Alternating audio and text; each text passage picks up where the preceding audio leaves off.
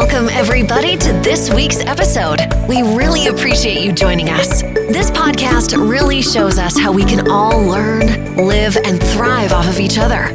By sharing our knowledge through our conversations, we will impart some knowledge whilst learning ourselves how to progress even further. Here is your host.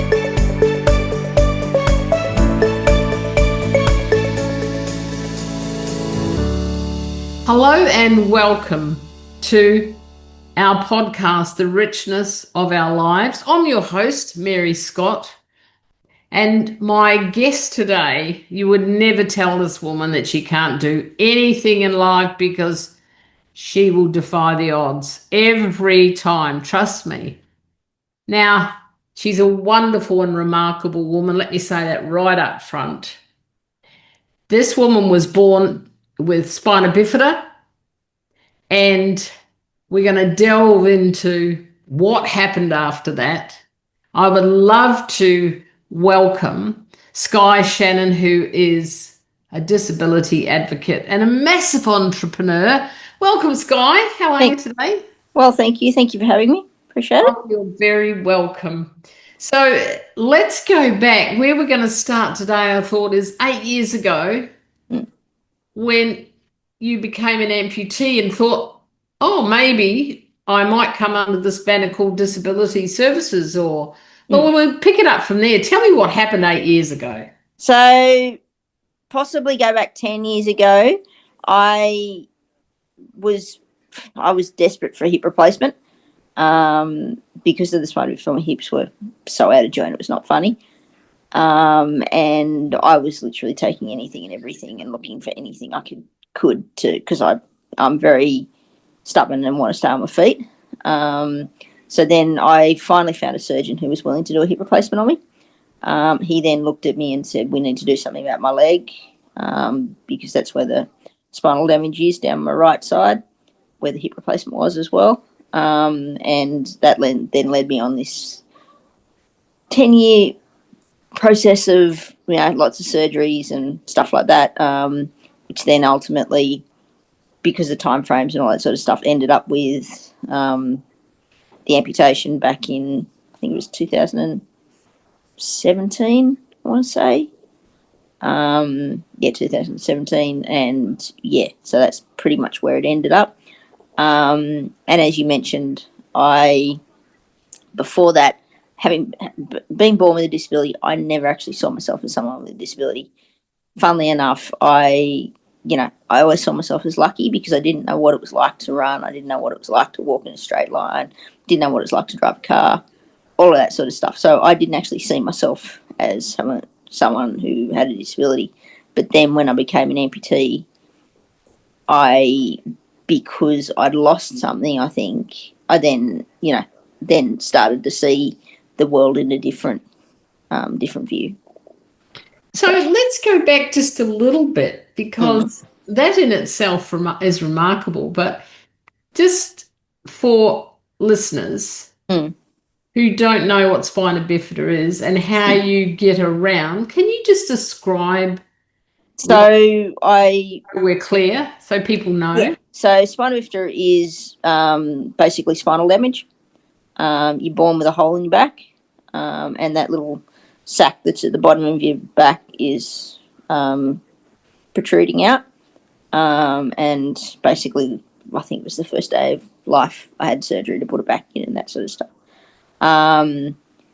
Some people, depending on where you hit, for want of a better phrase, in the spine, some people don't walk, they're in wheelchairs. I was lucky that I did have the ability to walk. Mum and Dad were told that if I did walk, I'd be in a wheelchair by the age of 5. I grew up in the country. That was not really an option.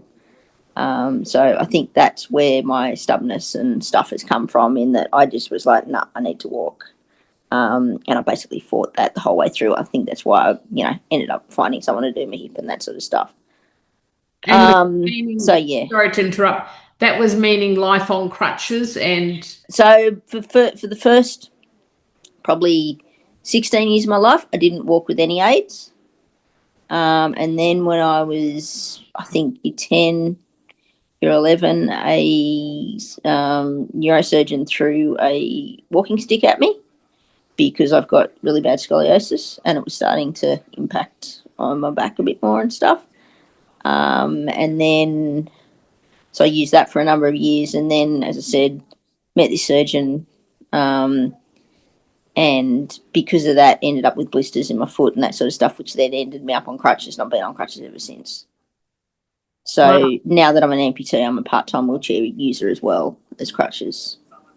So, yeah. So is that a good thing to have the option, even though I know that you would have fought this tooth and nail about having access to a wheelchair? Has that been a helpful mode for you? There are days where it's the only mode because as being on crutches, I need my hand. Like I live on my own, so I need my hands. So being at home, there's no other option other than being in a wheelchair. Oh, that's handy. Yeah, so there is that. I possibly would be better off if I used it out in the community, but I just don't want to. Like it's just in me that I just want to stay on my feet. But yeah, so yeah, like yes and no. Yes and no. Is it hard work? Sorry. Is it hard work getting around? Some days, yes. Depending on the amount of sleep I've had the night before, I suppose, and also depending on pain levels, because of my hips and my back and the fact that I've spent so long on crutches, and also the way I've always walked. I'm full of arthritis and all that sort of stuff. So some days are better than others. Winters are particularly not a nice time of the year. I'm not a big fan of winter, but you just take it as it goes. It's one of those things where one day it's good, the next day it's not so good. So you just get up and go with whatever you've got. Excuse me. So tell us what it's like getting around crutches, and then you became an amputee. Tell us what happened. What the surgeon promised. What happened from then on? Well, the surgeon promised before the amputation, when he went to try and fix my leg, he promised that I'd be pain-free, off the crutches, all that sort of stuff. And for someone that had spent a lot of time, like their entire life, fighting to stay on their feet and in pain and all that sort of stuff, someone dangles a gold carrot in front of you and you're going to take it. Absolutely. So, yeah, that was pretty much, and I suppose in hindsight, history should have told me don't trust someone that's dangling a gold carrot in front of you and tells you can fix everything. But, we all look for that, Absolutely, we do, especially when it will free you up and give you, everything back. Yeah, exactly. Well, yes, that's a remarkable thing to promise. So Exactly. So, yeah, but it's just one of those things. I just took. And the thing is, like, had I done it and it had worked, everything had worked, I'd still have 2 feet. And I possibly would be pain-free. I possibly would be off the crutches and all that sort of stuff. Had I not done it, who knows? Well, that's right. And that's always going It's $1 million question, really, isn't it? Right. Exactly. So what actually happened? All these promises were made, but what were you left with? What happened? So basically, we did leg lengthening and all that sort of stuff. Because of the hip, I had a 10 centimetre difference between the legs. And then that sort of, there was like, I think 22 operations over the space of 10 years. And because the way my body is, the time between the operations wasn't really long enough for my body to recover. So the leg, the last one was, one of the last ones was leg lengthening, which meant that I had both my legs were the same length.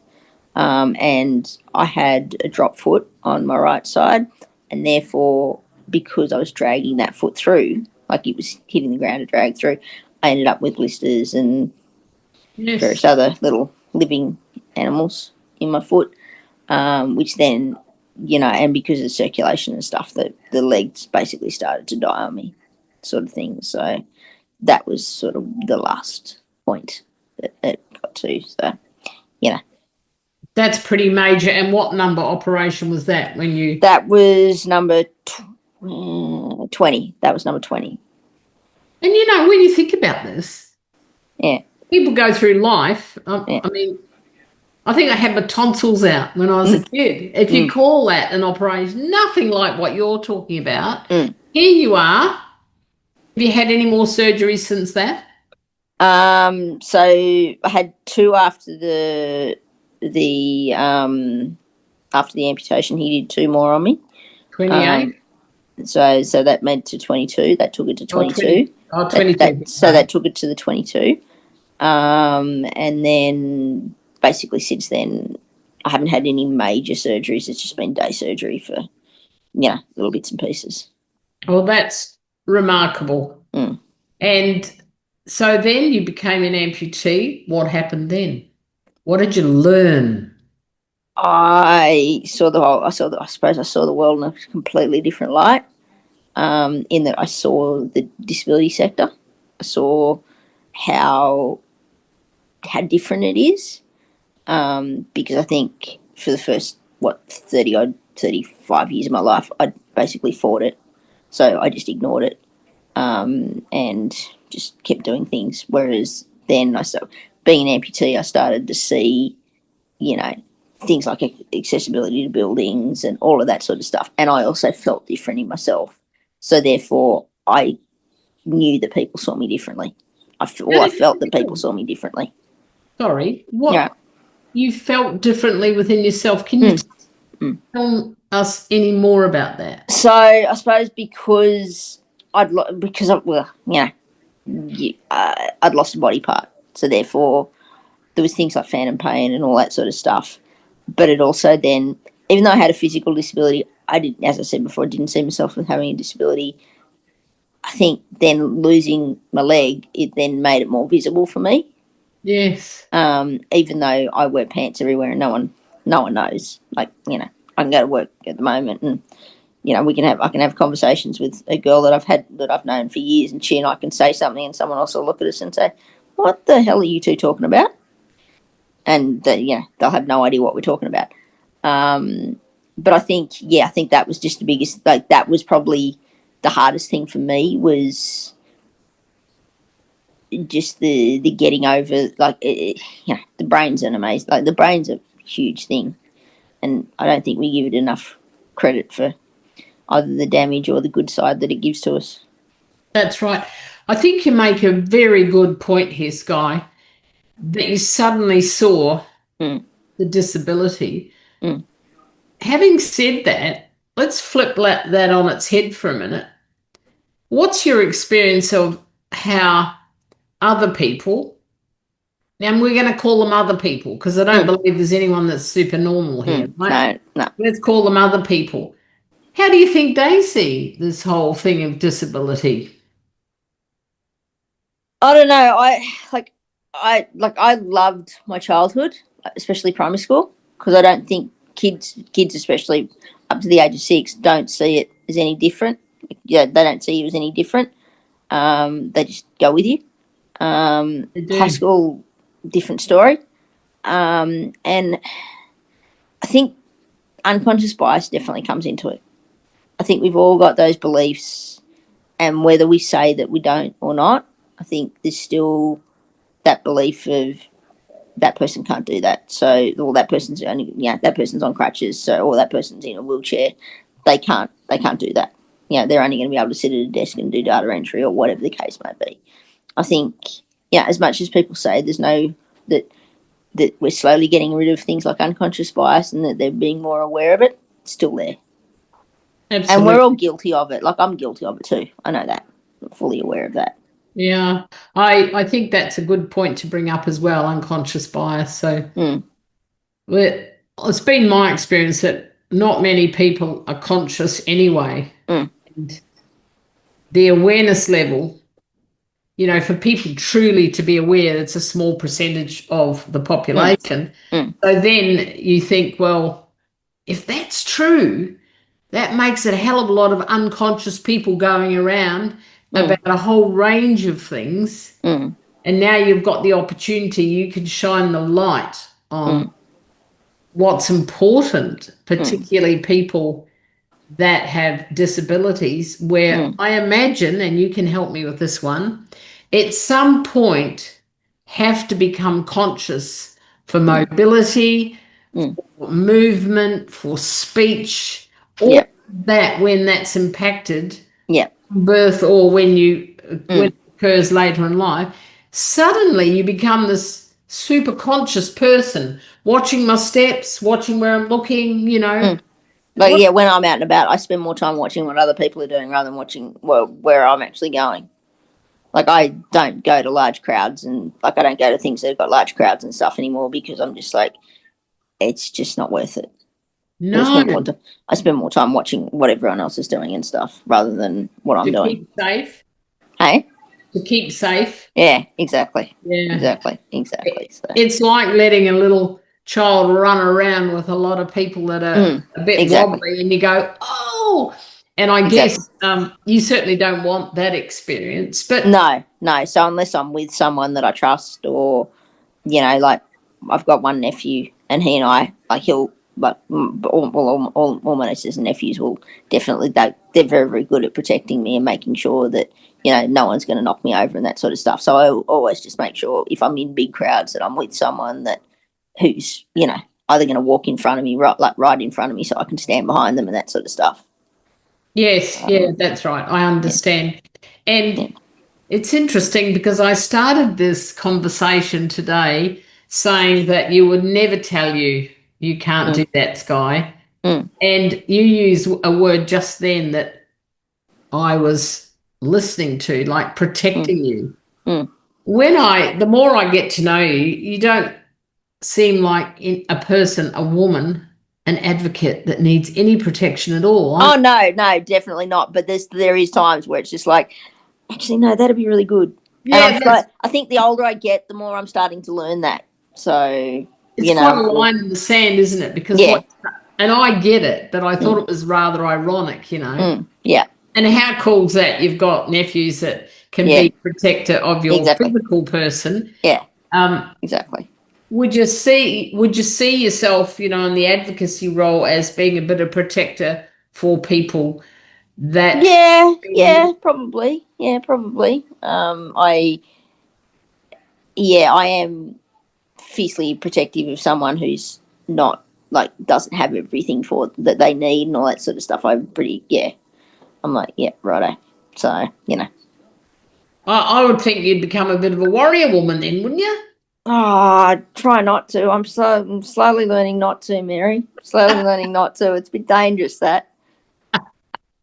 So, all these years, you had 12 and a half years with Queensland Health. New South Wales Health. I beg your pardon. I must have made it up because that's where I live. Yeah. That's it.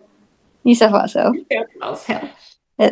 What were you doing in New South Wales Health? Tell us. So, started off as a ward clerk, and then moved into sort of more, I don't want to say climb the ladder, because I just got a little bit too close I didn't climb the ladder in terms of position. I just climbed the ladder in terms of I got a little bit too close to the executive. So like ward clerk, they sort of look after like all the paperwork within the wards, and like on. So you have to be on the wards. You have to be able to go and talk to the patients. Yeah, not so much talk to the patients, just make sure all the paperwork was done and make sure all the nurses had done all their checks and all that sort of stuff. So it was literally just hanging out in the nurses' station and doing everything that was needed and that sort of stuff. But there was some liaison with patients and that sort of thing, but not so much because I was in mental health. So mental health. Okay. So I was working in mental health. Was that your first job? No, my first job was. What was my first job? God damn it, I don't remember. No, my first job was working at the Department of Ag, which is now Department of Primary Industries. Yes. I did a finance traineeship for 12 months. So that was a bit of fun. Sorry. So I did a finance traineeship, and then after that, I worked in a winery for a bit. that was a bit of fun. That was a fun 6 months. Sorry. What'd you do in the winery? I just admin, just in the office. But it was sort of during vintage, so there was a lot going on, and Lovely. like it was big hours, but it was good fun. Yeah, that's cool. So yeah, it was good fun. Just because of the people I was working with, we all sort of, because it was big hours. When we had downtime, we really had downtime. Like we had a lot of fun in our downtime. We made it worth it.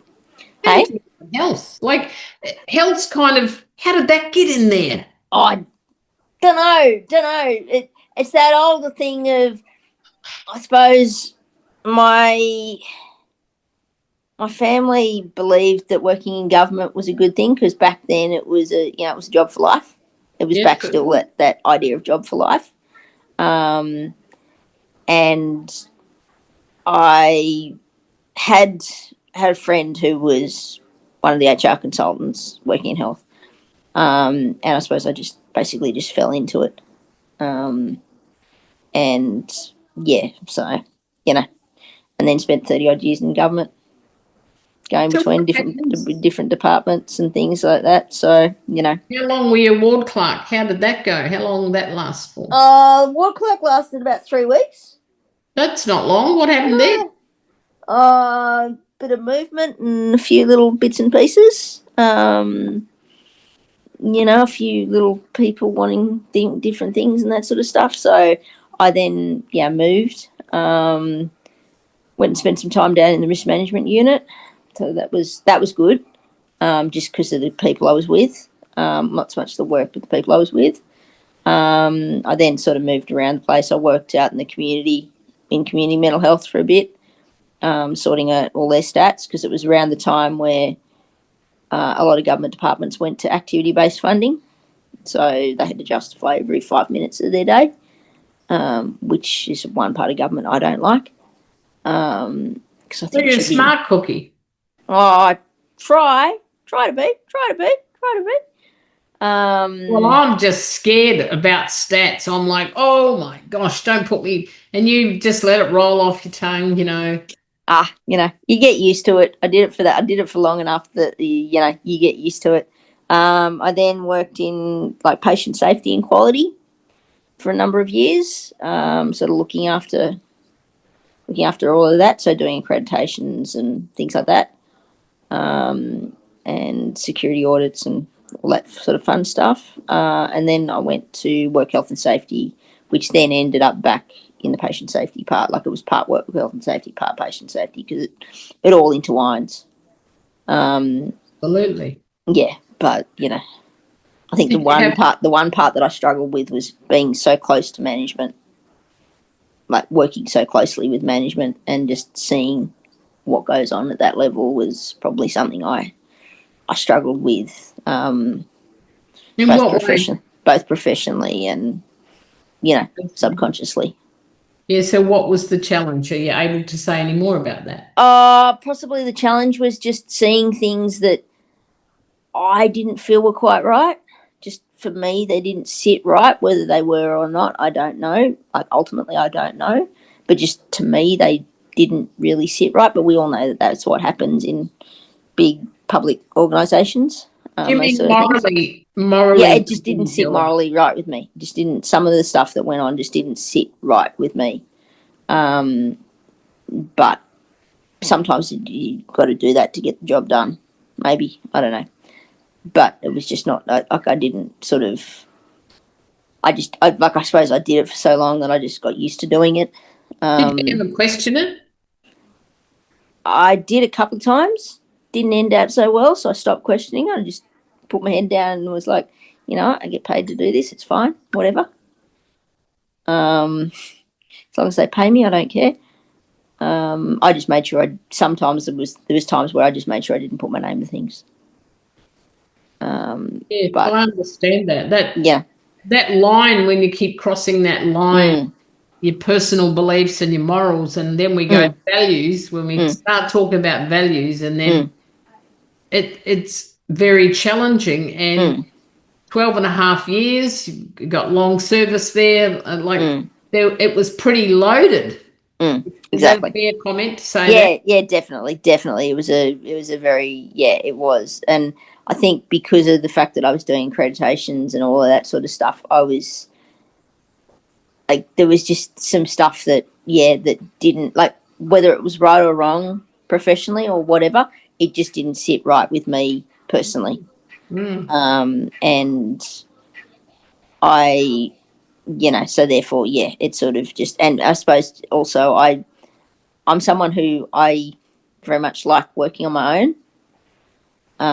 And which is why I sort of loved doing what I was doing, because a lot of what I was doing, I was basically my own boss. Like, I was basically contracting to New South Wales Health for 12 years because I didn't really answer to anyone apart from myself, which, was good and bad at the same time, because when it came to accreditations, I then had to answer to someone, and, and I may well have been doing the job wrong in the lead up to it, and they told me, and I'm like, well, you could have told me before now. That's and right. stuff like And that. accreditation these days, it's such a big deal. It It is. took me back there, 20 years as a nurse, and this is before we had such a thing as accreditation. And now, like, goodness gracious, Exactly. we have to have the ducks in alignment, and Exactly. there's different sectors as we speak here in Australia that are being challenged about all of those kind of things, and we have such a complicit, this is according to me, of course, such a complicit society now. We do. Policies, procedures, and all that it's so tempting for people to stay in the lane. Absolutely Exactly. unconscious, robotic, without thinking. Exactly. There's so much red tape out there now that it's just like, sometimes it's just easier to say yes and keep going. And I think that's where I got to. But then, I sort of got through COVID, and then I was like, no, I need a break. You were done. I was done. I was sort of pushed, but I was also done at the same time. It was a bit of both. That's interesting, isn't it? I was pushed. What's that saying? Was she pushed or did she jump? It's that whole thing of, well, I've got to consider me now. That's what I'm hearing. I've got to consider me. I have to look after me. And let's do a little bit of a switch here. I noticed you said 4 years ago you started to get into or think about personal development. What happened for you to get into that? I suppose because as I said before, started to see the disability sector. And I suppose with the introduction of the NDIS and stuff, and with all the changes that have happened in the last, 4 or 5 years, I started to see, and the mess that became, I started to see people falling through the cracks a bit. So I was like, maybe that's where I need to go, because of the fact that I had a heap of knowledge, from working in mental health and working in the health system. It's almost an understatement, isn't it? Well, yeah, exactly. A heap of knowledge. Yeah, exactly. It is massive amount of massive amount of knowledge. So I suppose for me it was, and also I got to a point where I was kind of tired of working for other people. So for me it was about trying to, find a place where I fitted, because I had a lot of workplaces where I didn't quite fit, or find a way that I could make myself fit. Did they tell you that, or did you feel you didn't fit? I just felt it. I felt it at various times, whether it was the way I was treated or the work I was being asked to do, or it was being moved around all the time. It was just one of those things that you can tell. You can tell that you don't quite. Discrimination here? Hey? Are you talking discrimination? I'll call that word out. Yeah, in a way. But I suppose I didn't really see it as that, though. I was just like, I sort of was like, if you don't want me to fit, I don't care. That's fine, whatever. I'll just do the job. Did you end up fitting, or did you move? Well, I tried to fit for 12 and a half years at Health, and I ended up leaving. How did you last that long, Skye? Hey? How the heck did you last 12 and a half years, given... Stubborn little so-and-so. Well, Um, everything that you're saying, well, everything's a big word. I've got to watch when I say things like that. But, values, beliefs, all of these important yeah. things that you value highly were questioned Yeah, I suppose, almost but all that time I'm hearing. at the same time, I still, even though we went to activity-based funding and stuff, I still felt like I was helping someone. Yes, got it. So that, to me, I think was what kept me there.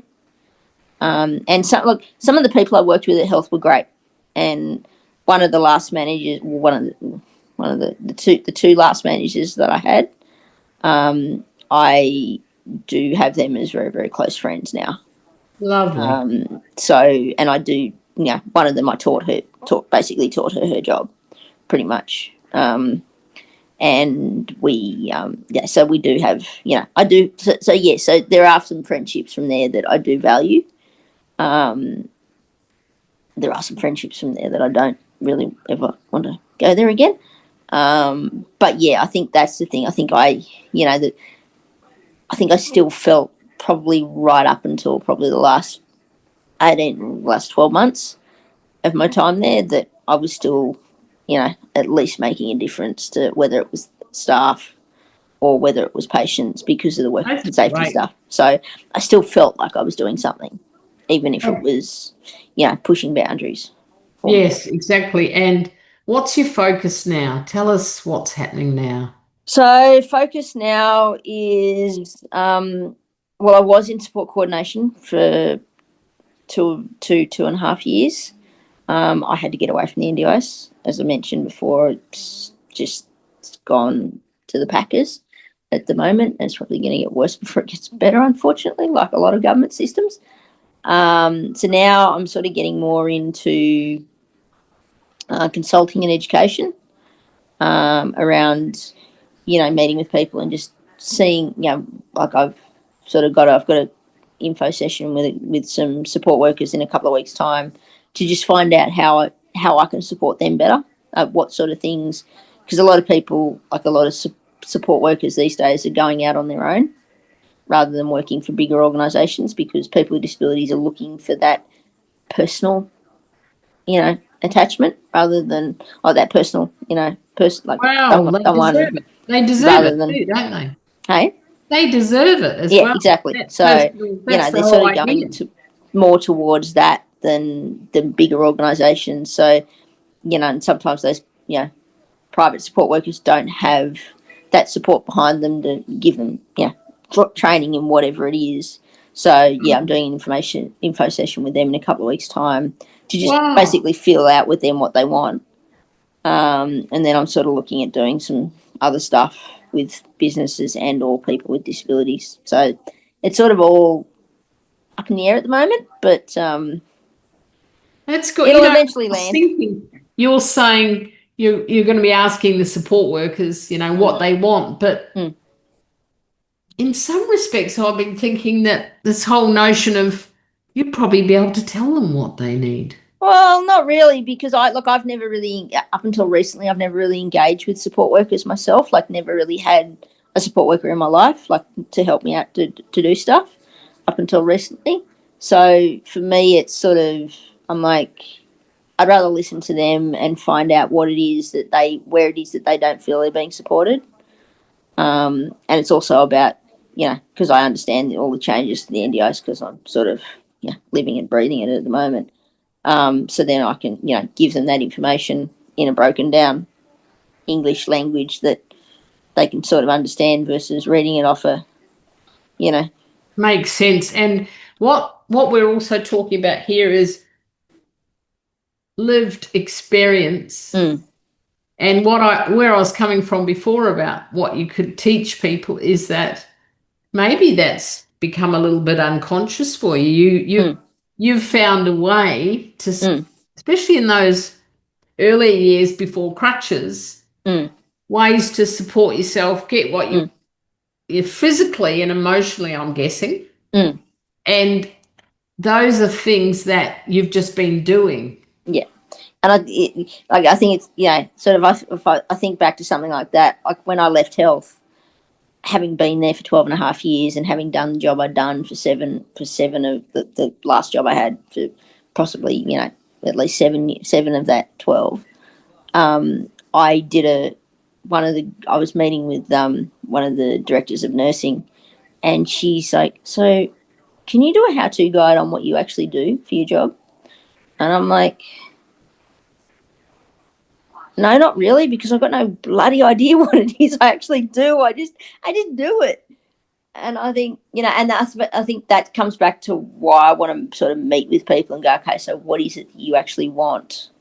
Like, what is it you want help with? Like, you know, whether it's report writing or whatever, like, what do you need that I can support you in? Because I can stand in front of someone and go, yeah, you can do this, this, this, and this. But if that's not what they want, then there's no point doing that. So you're going to be a consultant with vast knowledge, and here you are wanting to tap in and ask people. I think that's lovely. That I find that quite a rare thing. Like, I don't want to stand in front of someone and go, you need to do this, this, this, and this. It's like, all right, so how does your business work? What do you do in your business, and what outcomes do you want? Is like, they're the sort of things. I'm like, you know, if you look at businesses and stuff, it's like, well, what are you already doing? Because I don't want to reinvent the wheel for them. Now, the focus is still on under this umbrella of disability services. Yeah. And what's the big vision then? Where are you heading with all this? You're bringing a lot to the table. Well, my ultimate thing is I just want to change it for the generations coming through, so they don't have to have the struggles that I did growing up with education, or with not so much in my personal life, because my personal life was great. My family and stuff were great. And I just did whatever I wanted to do. But with the education system, I fell through the cracks because I had a lot of time off over you know, my 12 years at school. And then with the education system, with people, you know, underestimating what people can do. And I think, because a lot of people, you know, like you talk to people and they're like, I don't know, we won't question what they're, you know, what's going on for them. But as soon as they walk into the interview room, you know whether someone's made an automatic decision on what you can and can't do. Yeah. So for me, it's just trying to, you know, remove some of those barriers. Like, I know I can't remove all of them, because they're all, like, unconscious bias is always going to exist. Whether we like it or not, we're always going to have some bias in us. But it's just trying to remove it so that the generations coming through, whether it's someone with a disability or someone who's got some other thing going on for them, they don't have to go through and fight, for want of a better word, fight as hard as I had to. What's been your biggest fight? Hey? What has been, on reflection, what has been your biggest fight? Employment. And why is that? Because I suppose for me, working has always been that thing that I felt normal, where I felt like I was part of something. So finding places where I felt like I was part of something and like I was a good part of something has always been something for me. And I suppose that also comes back to the way I was brought up. We're always brought up that, you know, you put out into the world what you're going to, like, you get back what you put out, sort of thing. And if you want something, you've got to work for it. So for me, it was, that's been the one thing, like, work's been the one thing for me that I'm just like, nah, I need to do that. That's right. And what you're saying is, and correct me if I've got this correct, but in your family, you were well and truly seen for the woman, for the young woman and the woman that you are, which is what I've got words like determined, resilient. My father would probably use other words, but anyway. Well, he's not here today, so we can't. No, he's not. He's not. He'd probably use other words, but anyway. But the contrast, I'm always interested in the contrast of things, and I'm very curious about this. In the workplace, in some respects, you weren't actually seen. Is that your experience? Well, yeah, I was sort of more like, I just look at, say, one of the government departments I was at. I just look at that and go, I was seen as someone who could they could utilise to get changes made to buildings. They could utilise for funding. They could get funding to do whatever they wanted to do, sort of thing. So I was just that quota number, and that's what government departments do best. They do quotas. That's what they do best. They've all got quotas. What about Sky Shannon behind? I know exactly, and I think that's part of why I decided to jump into working for myself, was because I got to a point where I was like, I'm sick of being a number. I'm sick of being someone's tick box. I'm going to start ticking my own box. So I think that's why. It's part of why I just was like, no. Nah. And the other part is I think also in that I struggle with rules at times. Is that like, are you rebellious when you say that? Not so much rules. I struggle with, fulfilling policies and procedures, and fitting within the. I've never sat within a box myself. I've never really sat within a box. So I think I like having my own rules, and I like having, like, I look at, say, the NDIS when I was working in support coordination. Not working for an organisation meant that I could be as creative as I could with the clients that I had in terms of getting them what they needed to get.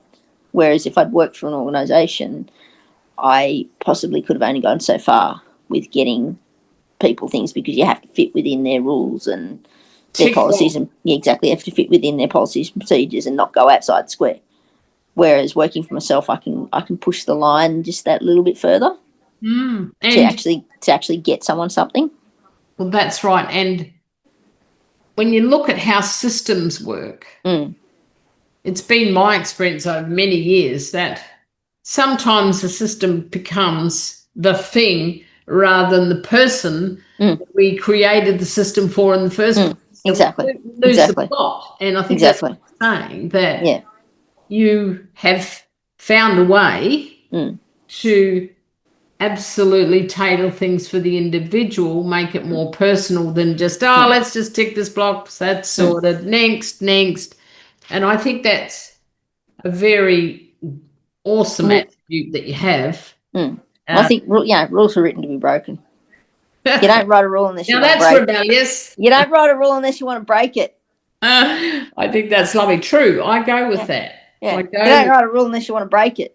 They don't. They don't give you a rule unless they want it broken.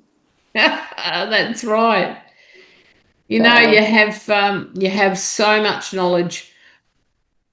What about a book? Where's the book?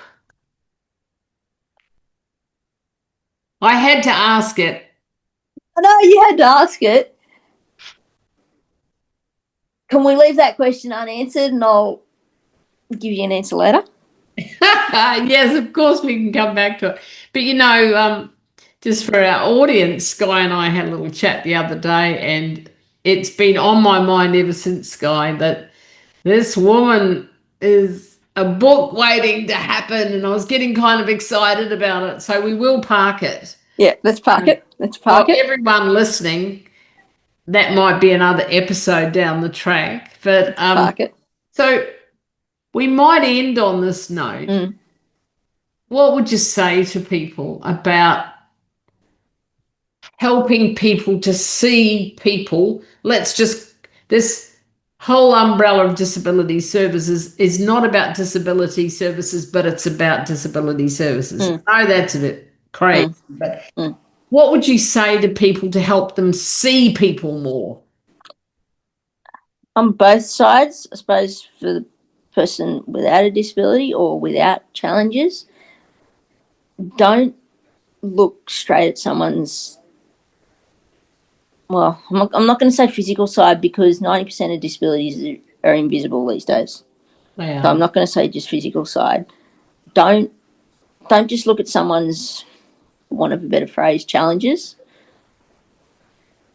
Have an open mind as to what they can do. Have a conversation with them, because they're going to be able to tell you what it is they can and can't do, because most of us are fairly honest about what we can and can't do. I'm not going to tell you I can run a marathon. I'm not going to tell you I'm going to walk up 15 sets of stairs every day.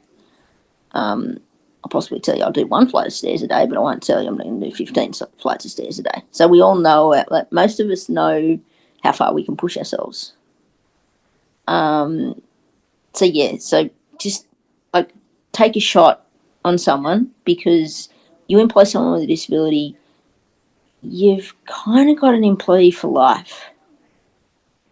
And you've also got someone who is a really good problem solver, because most of us have had to solve about 15 problems before we've walked out our front door every morning. Oh, beautifully said, Skye. So you're going to get someone who's going to be able to think outside the square, and who is going to be able to go, you can say to them, I've got, XYZ problem, and they're not going to come back to you, or they're going to, you're going to say to them, okay, so we've got this going on, and they're not going to come back to you with just a problem.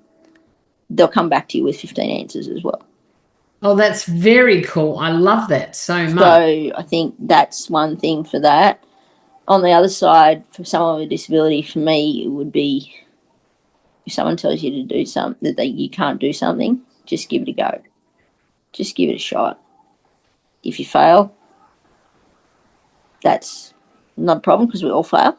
But, and if you go to open a door and it doesn't open, just keep knocking, because the next door will open, or the door after that will open, or whatever else. So, there's more, as we said the other day, and I don't know, possibly some of your listeners like cats, there's more than one way to skin a cat. If you're keen to do something, there's always a way, isn't there? There's always a way to do something. So, yeah. I agree, and I love it. And it's the simple things, isn't it? I say there's always a better question. And we can all be, me included, be way more curious about our interactions, our meaningful conversations, and that's what's brought us here today. And what a meaningful conversation, what a rich conversation that we've had today. And honestly, you're an inspiration to me. But one of the things that I love about you is you're just straight up and down, and you say how it is. It's refreshing. And I don't have time to have multiple personality. I love that. And if there's only one version of me, and if you don't like it, then too bad, so sad. And there might be people listening to this that could use your services. So we'll make sure, if you're listening here or you're watching here, we will make sure that you can connect with Skye, because she is a walking encyclopedia about so many things. I want to thank you so much. All right. Touching my life and our appreciate your time. Oh, no, I appreciate your time. I know that you're having busy days, and what you're doing is massive. Oh, my gosh. And we've got so much more to say. And thank you very much for today. I really appreciate it, Skye. Thank you very much.